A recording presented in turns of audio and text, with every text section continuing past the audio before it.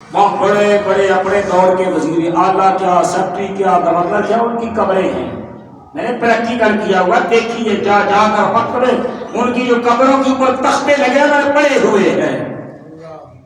وہ تھے جن کے ایک حکم پہ فیصلے ہوتے تھے.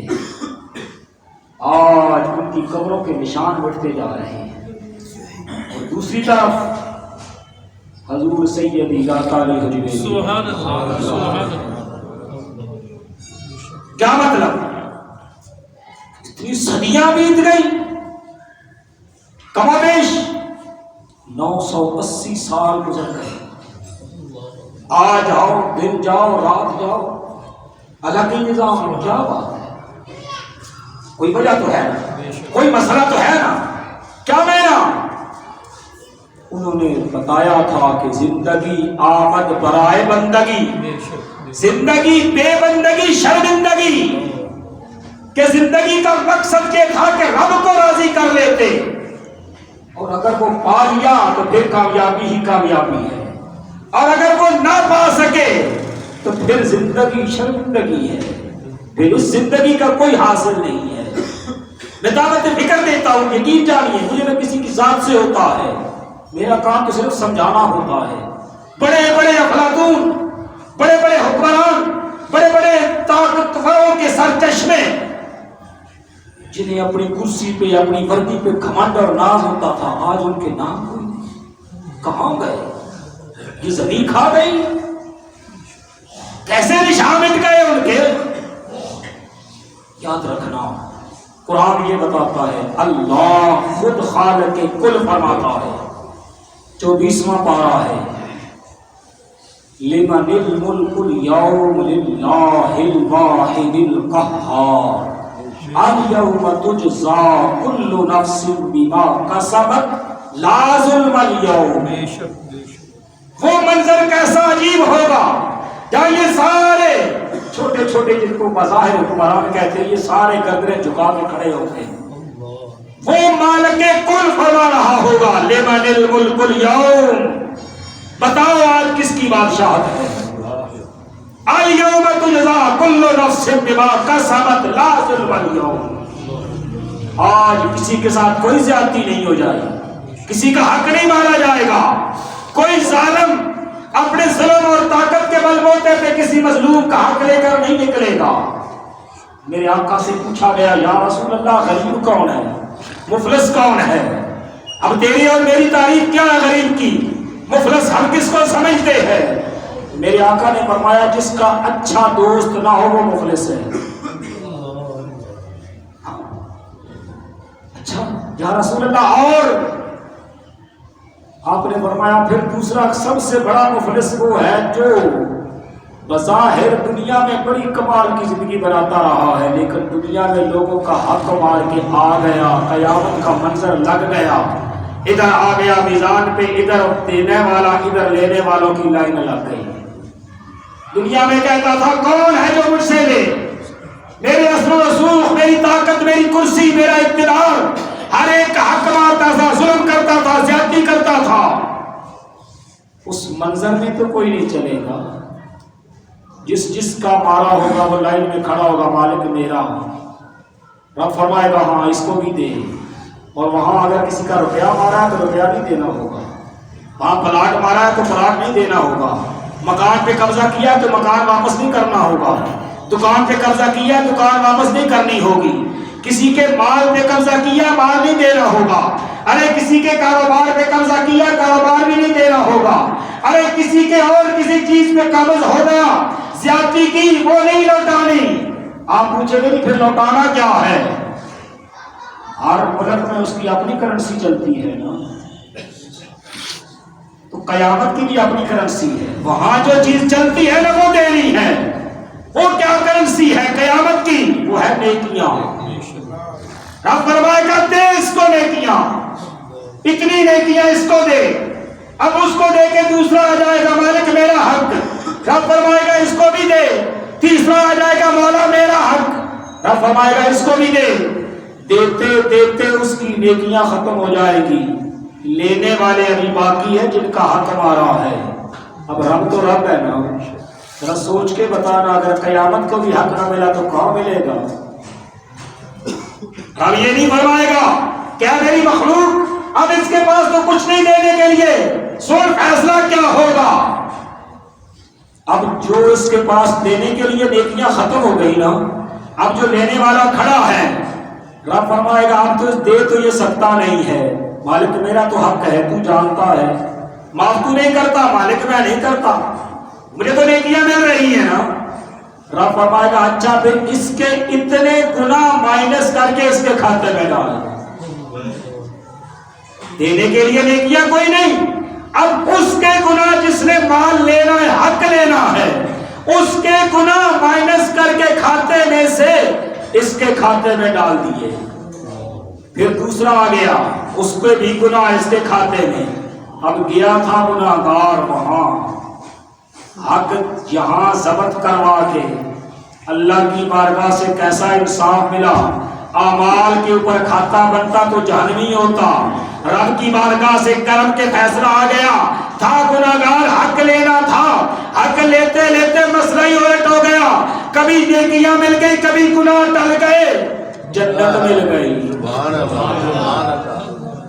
تو خدا کے لیے یہ زندگی جو مہلت ملی ہے نا، اس کا یہیں پہ استعمال کر کے وہاں جانے کے لیے اپنا مال و اسباب تیار کر، کیونکہ ہم نے بات شروع کی ہوئی تھی نا حضور صلی اللہ علیہ وسلم کہ جب بندہ رب کو راضی کرتے کرتے ایک مقام ولایت تک پہنچتا ہے، پھر مقام غوثیت کو تو مبدا الاوتاد پر جاتا جاتا پھر سیدی غوث اعظم کا مقام آتا ہے۔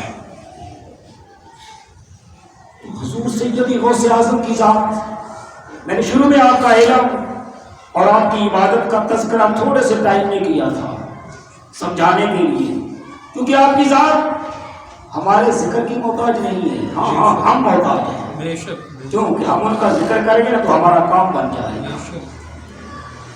یہ وہ ہیں کہ جنہیں ساری زندگی اللہ اللہ کرتے گزری تھی، آپ بھی سارے ولی اللہ اللہ کرتے تھے، مثال دے دیتا ہوں کیسے اللہ اللہ کرتے تھے، شاید کچھ سمجھ آ جائے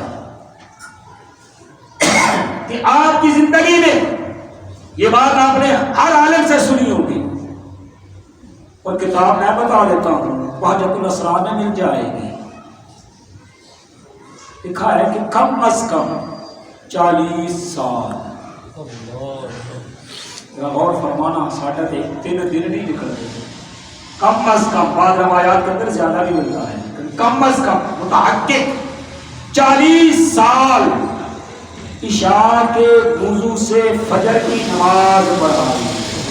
نعرہ تکبیر، نعرہ رسالت، نعرہ تحقیق، نعرہ حیدری، نعرہ غوثیہ، تاجدار ختم نبوت، تاجدار ختم نبوت، تاجدار ختم نبوت، کیا میں نا کس دن ہو کے رات اللہ کی عبادت میں لگے ہیں، قرآن کبھی پڑھا جا رہا ہے، کبھی پڑھایا جا رہا ہے، کبھی نوافل پڑھے جا رہے ہیں، کبھی فرائض پڑھے جا رہے ہیں، ساری رات کیا سارا دن کیا، کبھی قیام میں تو کبھی رکوع میں تو کبھی سجود میں۔ اور کمال یہ ہے علم کا، حلم کا، زہد کا، تقوی کا، عبادت کا، ریاضت کا۔